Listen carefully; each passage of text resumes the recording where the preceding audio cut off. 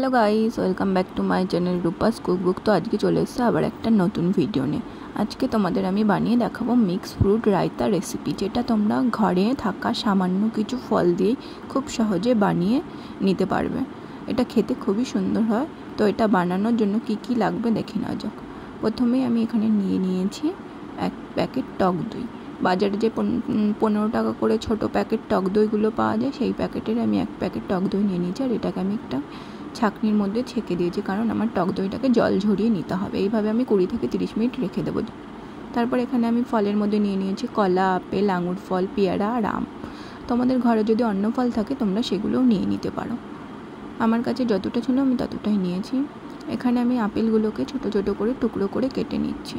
যা যা ফল আছে তোমরা সেগুলোকে সব ছোট ছোট করে টুকরো করে কেটে নেবে। এখানে আমি কলাটাকেও এভাবে ছোট ছোট করে টুকরো করে কেটে নেওয়ার পর পেয়ারাটাকেও কেটে নিলাম।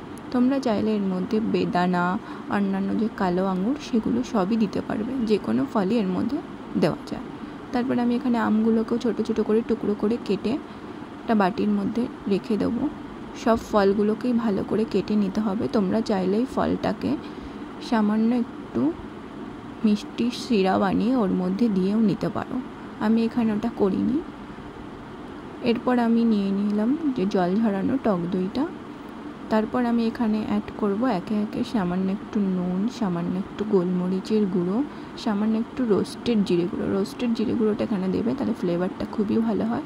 তারপর ওটাকে আমি দেওয়ার পর একটা মিক্সিং বাউলে ভালো করে এটা দিয়ে নাড়িয়ে নিলাম। ভালো করে ফেটিয়ে নেওয়ার পর একে একে কলা, আপেল, আম, পেয়ারা, আঙুরের টুকরোগুলোকে ভালো করে অ্যাড করে ভালো করে একটা নাড়িয়ে চাড়িয়ে নিতে হবে, যাতে ভালো করে সব জিনিসগুলো মিক্স হয়ে যায়।